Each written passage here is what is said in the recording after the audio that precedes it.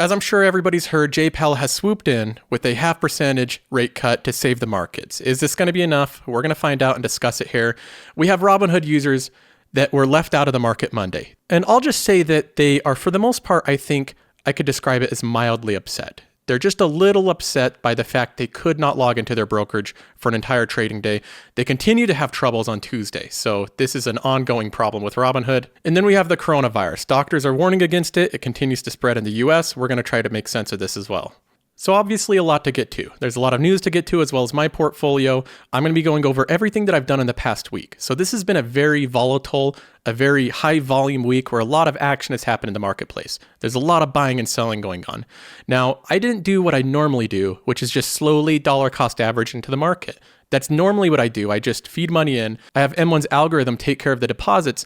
What I did this week was a little bit different. I actually went through and picked different companies that I wanted to specifically accumulate shares in.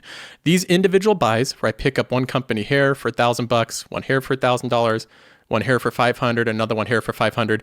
I put a lot of money into 3 separate companies. And I'm going to go over the reasons that I like them, how I think they fit in with the current threats that are in the market, as well as they offer really good value for dividend investors. So I'll be going over that in this video, as well as responding to some emails and comments. Now, first of all, let's go ahead and talk about the rate cuts, because this is the first time that the Fed has cut rates between Fed meetings since 2008. So this is a pretty big thing. They usually don't do this. They usually wait until they have their scheduled meetings, and then they would announce there that they're either cutting or maintaining or raising rates. So here's Jay announcing the rate cut. The Federal Open Market Committee announced a 0.5 percentage point reduction in the target range for the federal funds rate, bringing that range to 1 to 1.25%. My colleagues and I took this action to help the U.S. economy keep strong in the face of new risks to the economic outlook. So he says there that he's cutting the rates by 0.5% down from 1.5 to 2% to 1 to 1.5%.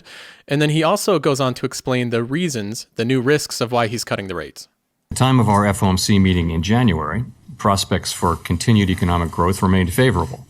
Since then, the spread of the coronavirus has brought new challenges and risks. The virus has afflicted many communities around the world, and our thoughts and prayers go out to those who've been harmed. The outbreak has also disrupted economic activity in many countries and has prompted significant movements in financial markets. The virus and the measures that are being taken to contain it will surely weigh on economic activity, both here and abroad, for some time.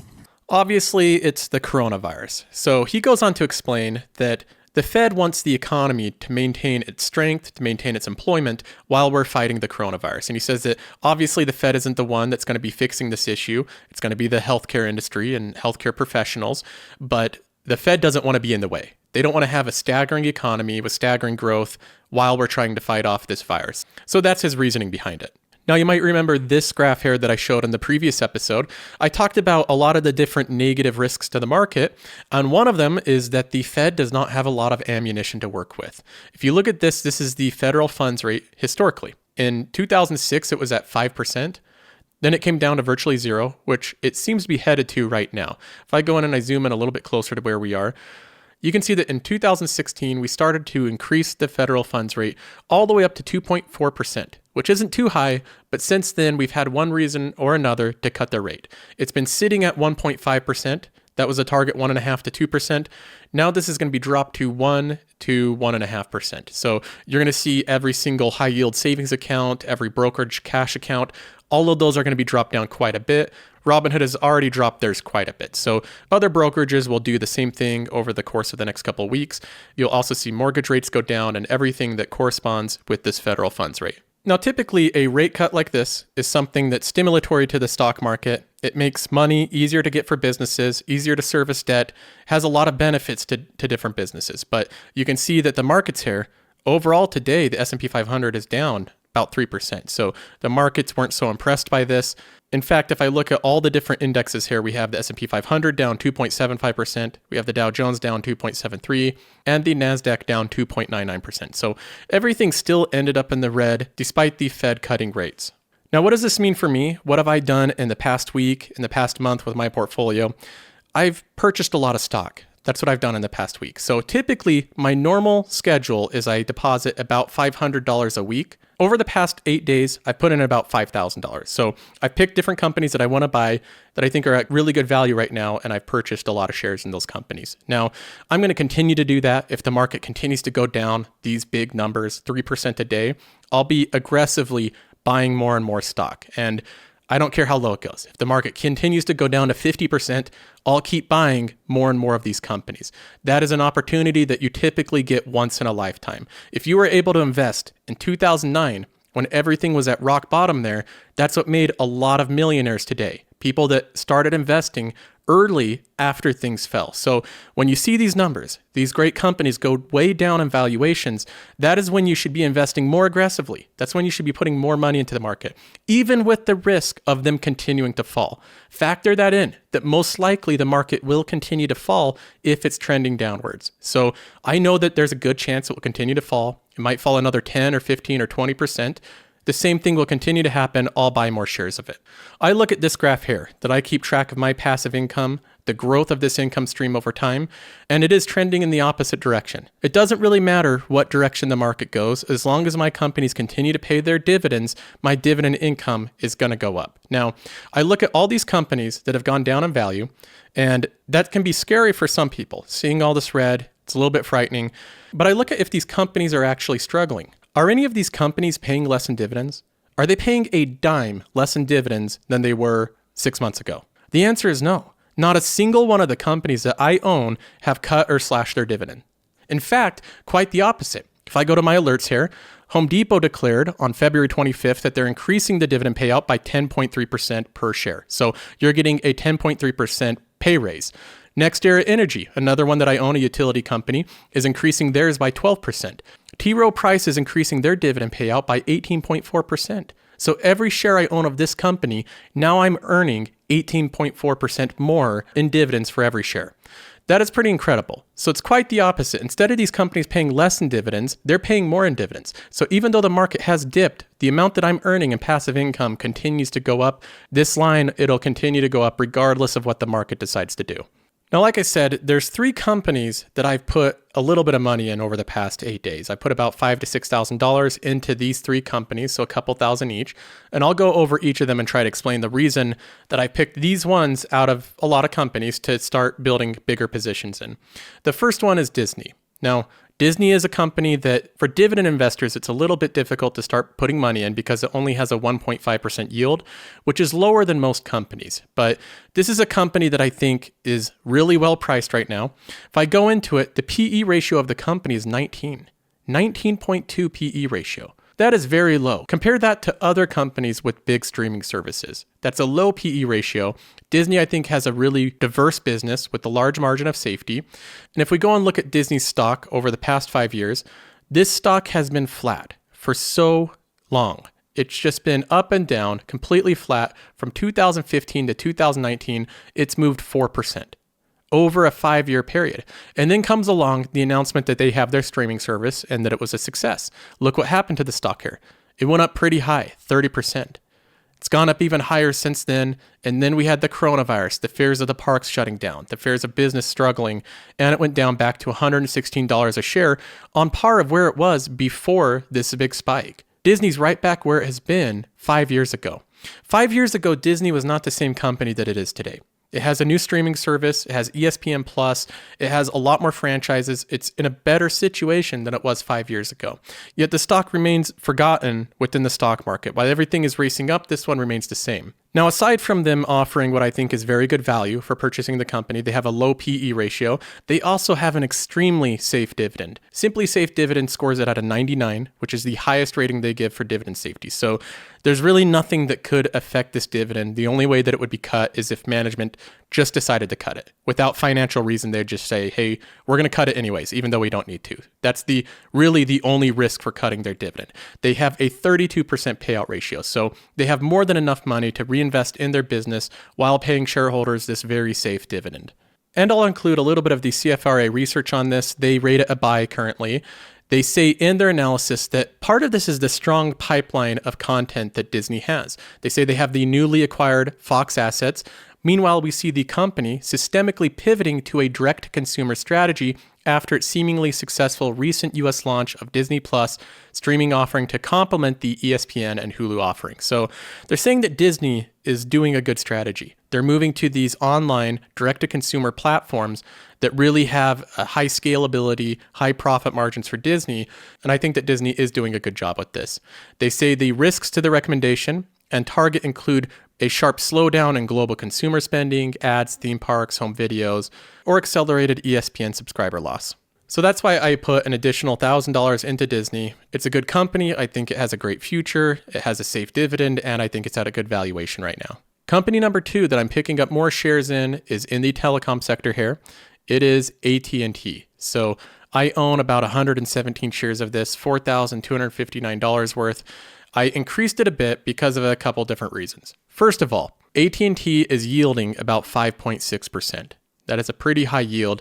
They have a 57% payout ratio, which continues to go down. So they're paying off their debt, they're paying other things, and their dividend payout ratio continues to go down, which is a good thing. That's the direction you want it to go. Their dividend history is very good. It illustrates a picture that they're committed to their dividend policy of at least maintaining and slightly increasing their dividend over time. So this is a big commitment for AT&T. They do not want to cut their dividend. As far as the dividend safety, Simply Safe Dividends rates it at 65. I think that AT&T's dividend is very safe. They've also expressed in an agreement with Elliott Management, a hedge fund that bought a large stake in AT&T, they came to an agreement that AT&T is going to do a lot of share buybacks, that they're not going to do any other major acquisitions, and they're going to focus paying down their debt. So all of those, I think, are very good things that they agreed to. Now, over the past month, this company has fallen in price about 8%. So if I look at this, it's down 5.57% right now. I picked up some shares when it was down 8.38%. So it has fallen quite a bit. I think that it's a decent time to buy shares right now at $36. But if this continues to keep going down to $35 or $34 or $33, I'll buy shares more aggressively of this company. The CFRA report says that it's a buy currently. They say that they view the Time Warner deal positively. They note here it increased their cash flow. They like the content on AT&T. They say it's competitive premium content, which is part of the reason I think that this is a good buy, because I think HBO will be very competitive. They note 170 million direct-to-consumer relationships, ad technology platforms, and high-speed networks. T announced that it will sell its wireless and wireline operations to Puerto Rico and the US, Virgin Islands to Liberty Latin America for $1.95 billion in cash, which will be used to further reduce its debt levels. So I like this. I like a company that has high amounts of cash flow, that's paying down its debts, that has a pretty high dividend with a moderate payout ratio. This is a situation in a company that I like, and the fact that it went down 8% over the past month is going to make it so that I'm going to be putting a little bit more focus on it. They note the risks here are mostly increased competition from the Sprint and T-Mobile merger and worse than projected wireless service executions. So those are the risks that they mention. And number 3, the last stock that I've picked up during this downturn has been in the healthcare sector. It is Merck, ticker symbol MRK. This is a company that I like for a lot of reasons. First of all, they have a 3% dividend yield, which is pretty good in today's environment of low rates. They have a 42% payout ratio, which makes their dividend very safe according to Simply Safe Dividends. So they have enough money to continue paying their dividends even if this environment gets pretty tough. Even if we enter a bear market or a recession, Merck will continue to be able to pay its dividend. Their dividend history shows a commitment to paying their dividend and raising it when they're able to. You can see that they had trouble with their profitability for a number of years. So they had a pretty stagnant pipeline of drugs. A lot of these pharmaceutical companies are dependent on the different drugs and treatments and products that they are able to get through testing. So they had a pretty stagnant pipeline. They had a lot of drugs that they owned that went generic, but now they have a pretty strong pipeline and drugs that they think will be able to take them into the future with profitability. The CFRA recommendation on this one is a strong buy, 5 out of 5 stars. They say in part, we expect Merck to see material acceleration in revenue growth through 2021 on robust demand for Keytruda and a favorable patent and marketing exclusivity setup. Annual revenue averaged 2% during 2014 to 2019, as the period saw 3 former top drugs undergo major sales declines due to generic and biosimilar entry. Looking forward, we see a favorable patent setup with no key brands losing market exclusivity until 2022, and Merck's growth engine, Keytruda, on patent until 2028. Now they go on to explain what Keytruda is. Hopefully you don't have any personal experience with it because it is a treatment for cancer. They say, we expect Keytruda to continue growing rapidly on further uptake in existing cancer indications like lung, melanoma, and kidney, as well as potentially for longer-term approvals in major indications such as breast and colon. And with Keytruda's tremendous success now, paired with more stable revenue in the rest of Merck's portfolio, we see a healthy runway for double-digit earning per share growth through at least 2021. Now, they do note a couple risks in investing in Merck. They say one of them is failures in their pipeline. So if a lot of the drugs that they're developing and they're putting through these clinical trials, if they aren't able to make it to market. So if a lot of their pipeline fails, and if we have added regulation on drug prices. So that is going to be a very big topic in the upcoming elections is regulation on drug pricing. So companies like Merck and Pfizer, these ones are under fire when those discussions come up. These are usually the ones that feel the pressure of regulated drug pricing. But I think that a lot of those concerns are overstated. I think that Merck will continue to be profitable. When I see a company that has a low payout ratio, that has a 3% dividend yield, that has a dividend safety score of 99, and is in an industry that's not going to really be affected by the coronavirus, this is something that I want to pick up right now. So there you go. There's 3 companies that I've been buying more of over the past 8 days. Now, there's a couple other companies that I'm looking at. If you want to have up-to-date information on every single purchase that I'm making, exactly what companies I'm looking at and the analysis behind it, you can consider joining the Patreon. There's a link in the description of this video. After joining that, you get access to this Discord channel where I post all that information. On top of that, there's already a lot of investors here. It's been a pretty fun discussion over the past couple of months. So that's something you can consider joining. And of course, it helps support the show. So I appreciate everybody that does. Okay, let's jump into some news here. This was a clip that was passed around a lot of social media, so this made a lot of buzz. It's a New York City ER doctor, and he's explaining on CNBC why he is concerned about the coronavirus. He says that the U.S. is not doing enough tests. At my fingertips, I still have to call the Department of Health. I still have to make my case, plead to test people. This is not good. We know that there are 88 cases in the United States. There are going to be hundreds by middle of the week. There's going to be thousands by next week. So and this is a testing issue. What do you do with people in the... So he's warning that there's going to be thousands of cases of this next week, which is already freaking a lot of people out. We have stores like Costco that are being cleaned out of all of their toilet paper, their water, all their basic household essentials. People are going in and buying as much of it as they can. So Costco has been insanely busy over the past week as people have been trying to load up on basic household goods. So I still remain cautiously optimistic. I think that there is room for the stock market to fall quite a bit more as the coronavirus continues to spread. But at the same time, I keep in mind that this is temporary. The coronavirus is not going to be around forever. It might be here for a few months, maybe a year, but it's not going to be headline news for the next 10 years. These companies that I'm building holdings in, I want to own them for the next 10 years, far longer than the coronavirus is going to be news that we focus on.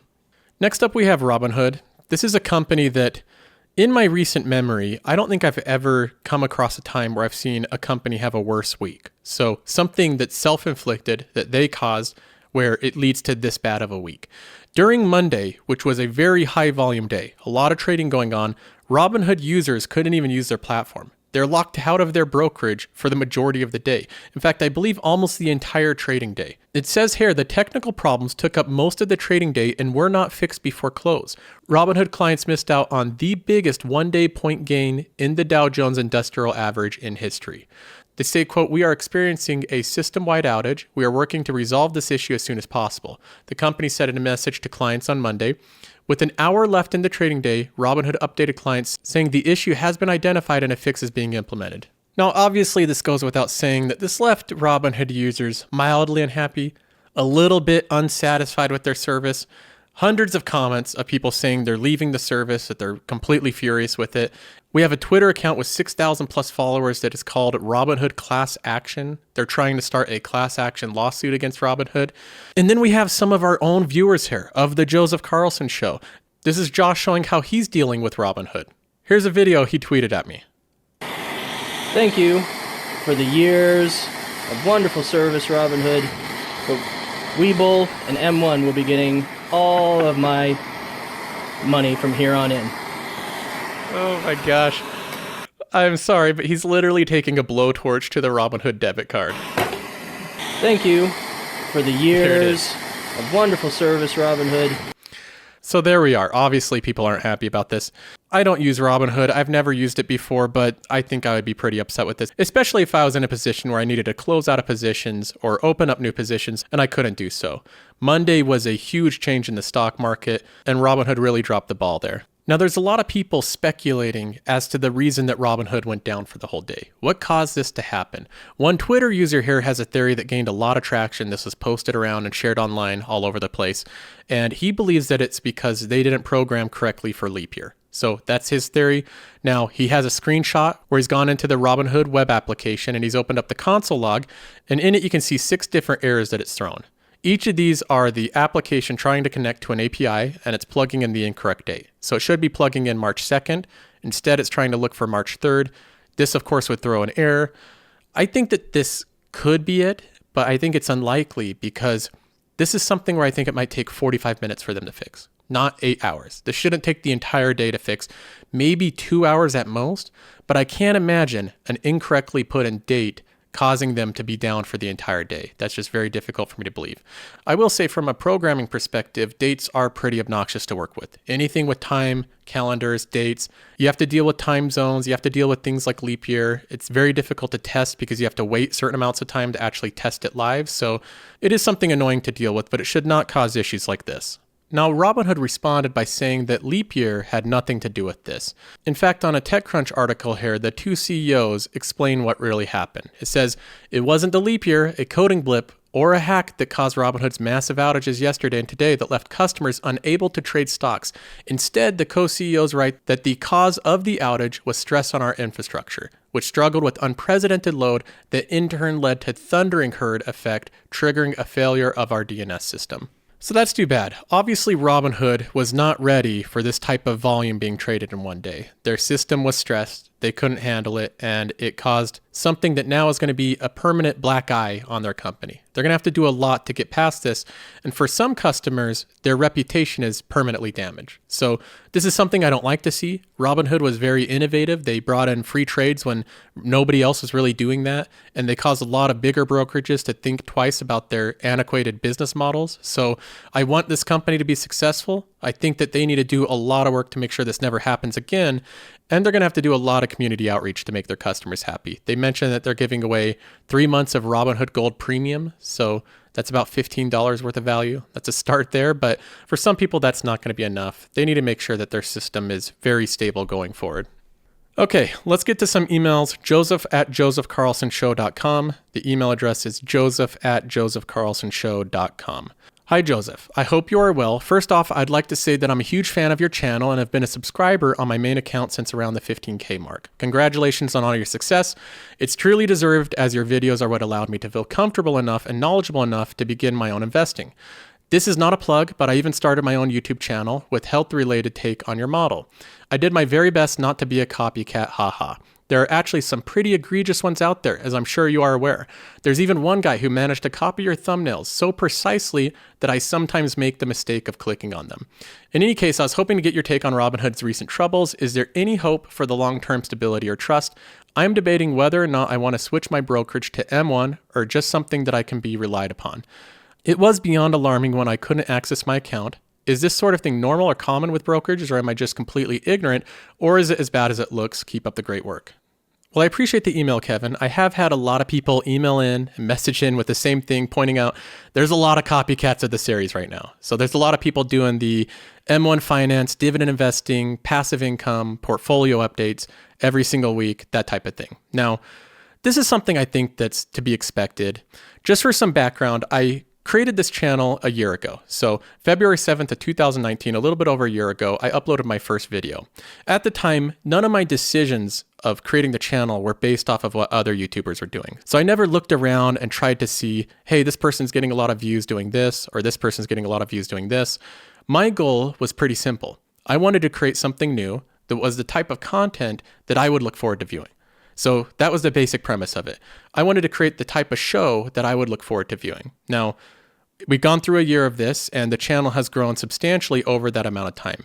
Now we're getting the type of viewership and engagement that rivals channels with 5 times the amount of subscribers. So anytime that type of thing happens, when you see that type of growth, it puts a big spotlight on you, and a lot of people want to share in that success. So I think that that's something completely normal. We have a lot of YouTubers that do this full time, looking for content to create, and their job counts on it. YouTube is their full-time work, so they're going to do whatever they think will get the most views. But I will say, as far as I'm concerned, the direction that I'm going, I'm not going to base any decisions of the future direction of my channel based off of what other YouTubers are doing, based off of what the current trends are, what's popular, what gets the most views. So that's not going to be something that I factor into what I'm doing with my YouTube. In fact, now I know that a lot of people might find this hard to believe, but I don't watch a lot of other YouTubers' financial content. So it's not that I don't think that they make great content. I think there's great content creators out there, but I have a very busy day. I work a full-time job that's a pretty stressful job on top of having a family and creating content all the time. So doing this in and of itself sucks up almost all of my free time, leaves me very little time to even focus on what other people are doing. So the type of content you're going to get here is what I have on my mind, the type of things that I'm doing, the direction that I'm going. The way that I invest is based off of what I think is the best way to invest, not what I believe will get the most views. Now, to answer your question on Robinhood's recent troubles, is there any hope for their long-term stability or trust? You're debating whether or not to switch your brokerage to M1 or something that can be relied upon. I obviously like M1. They haven't had this issue where they're down the whole day. They've had times where they're down maybe a half hour, but not a whole day. I've never had that type of issue. So I think that any type of brokerage like Fidelity or Schwab, any of these big ones, you're probably not going to have these type of interruptions. So that's something that you can almost guarantee yourself by switching to those. But I will say, is there any hope for Robinhood's long-term stability? I definitely think so. As these brokerages get more mature, they're going to get more stable. So Robinhood's going to learn a lot from this, and I doubt they're going to repeat the same thing. They know that they're going to deteriorate trust if they continue to do the same thing and have their brokerage continually go down. So I think that they'll invest in the type of infrastructure that can handle really high volatility going forward. Sergio says, great show. Been following your investment style and enjoy watching all of your episodes.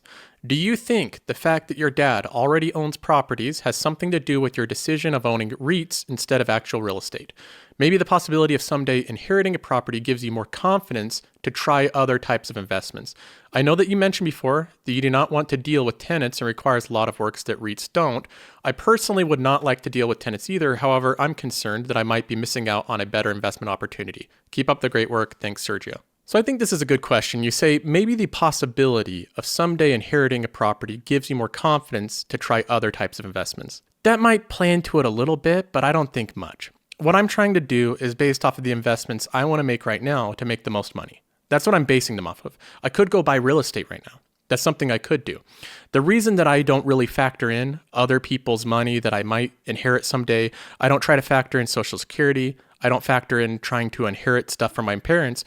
Because first of all, none of that is guaranteed. My parents, it could be 20 or 30 years until I get anything from them. That's a long time period. A lot can happen in that amount of time. And I have 2 older brothers and 2 older sisters. So whatever they have left will be divvied up between a lot of people. And there's no counting on what I'll actually receive during that time. So this isn't something that I try to factor in. I don't think it would be smart to factor it into my current investments, counting on anything like that in the future. The bigger reason of why I have preferred REITs over actual real estate right now is, for one, they have a very low bar of entry. So you can put $20 into a REIT. You can't do that with actual real estate. 2, they don't take any amount of time. I know if I go buy real estate, that's going to take up some time, whether I'm managing it personally or whether I hire a company that manages it, that I need to manage that company. Either way, that's more management. When I buy a REIT, I don't have any management there. I'm just investing in a company that they have all of that taken care of. So time is a big reason. And like I said before, I don't have a lot of spare time in my day. Now, another reason why is because real estate around my area is very expensive. It doesn't cash flow a lot right now. People are bidding up the prices like crazy. So maybe if we see a huge decline in the real estate market around my area, I'd probably pick up a property. I'd probably go put a down payment on one and pick one up if I thought I was getting a particularly good deal. But I've been checking Zillow, I've been looking around, and everything is pretty expensive right now. So Sergio, your situation might be different. Around your area, there might be better investment opportunities for physical real estate than there is around my area. So you have to look at where you are, the situation you're in. If you have time to manage this place and the effort to put into it, and you have a little bit of upfront capital to put a down payment on it, you might be in a good situation to pick up a real estate property. So I'm not suggesting nobody should do that. Just so far, it hasn't made sense in my specific situation, but I'm open to it. So there might be an episode I do where I say, hey, I purchased this place, it came up, it was a good deal, and I took advantage of it. That could be something that happens in the future. I'm not ruling it out. But right now, my main focus has been building up my dividend portfolio. Jensen says, hey, Joseph, as always, I love the show. Your last few episodes were exactly what I was looking for. Well, Jensen, I made those episodes specifically with you in mind. So that's what I did, is I thought, what does Jensen want for these episodes? And I went ahead and made them that way. Now, you say, one question I had is, which day is best to deposit? I noticed through a few articles that generally the best day to sell stocks is on Friday, since Mondays tend to dip down more than any other day of the week. Are Mondays the best day to put lump sums into your portfolio since it's more likely to dip than any other days? Or does it not matter? Thanks for all your content, Jensen. I don't think it matters that much. I don't think this is something you should really pay a lot of time or attention to. If there's any type of big data showing that there's one day that's particularly good to buy on or sell on, the market would react by filling in that gap, which would void the advantage. So that's what would happen. A lot of people would recognize that there's an advantage with this specific day to buy or sell, and then they would react and fill in the gap, and there'd be no more advantage. So I don't think that it's something that you should pay attention to. What you should be looking at is when a company you want to buy goes down a lot in value, that's the day that you should buy it. So that's the way that I handle it. Hi, Joseph. First off, I want to say that I love your content. Your in-depth analysis, updates, and explanations really help encourage me to stay the course with dividend growth investing. I appreciate you saying that. You say, I was curious to get your thoughts on being preemptive about certain stocks related to the coronavirus. I personally think it is being overblown, but I'm no doctor. However, I did notice that there seems to be a certain amount of people trying to take advantage of certain stocks, like 3M, because they manufacture face masks. Although I did not jump on the bandwagon because I think 3M still has some restructuring and economic slowing issues, I did buy into some shares of Medical Property Trust REIT. I figured there would likely be an influx of people going to the hospital to be treated or at least checked for this potential problem. I would love to know your thoughts on the strategy. Please keep making great content. Your Q&A always has a lot of value and is interesting to hear. Yeah, so I saw the same news that 3M is making a lot of face masks as a response to the coronavirus. Personally, again, my thesis is that the coronavirus is a very temporary thing, so I'm not going to invest in a company like 3M because they're manufacturing face masks as a response to it, because I think it's a temporary thing. I think that when those orders are done and when this passes, 3M will be right back to where it was. So I don't have such a feeling of urgency to jump on the 3M bandwagon right now. I think that the company, like you point out, it does have substantial restructuring issues, and I think it's facing some challenges. So that's not a company I'm going to be putting a lot of money into right now. Now, you say it would be interesting to hear my strategy. Obviously, I highlighted a few companies that I've put a lot of money in over the past week, and those go specifically with what I think the current environment is. So those are all companies that I think are either at good value and the coronavirus is pushing their value down, which I think is temporary, like Disney, or the ones that are completely insulated, like I think AT&T is, and I think that Merck is. Those are two companies that I don't think will be hurt at all by the coronavirus. So I've tried to identify companies that I both think fit in with the current stresses in the market and have stable dividends, are companies that I would like to own even if they went down in value a lot more, ones that I can sleep well at night owning. So those are the three that I outlined. All right, well, that's going to be all I'm going to do today. I appreciate everybody that subscribed to the channel, that likes the videos and shares them with other people. If you want to join the Discord channel, there's a link to the Patreon in the description. That helps support this channel as well, so I appreciate everybody that does that. Otherwise, I will check in with you guys this weekend.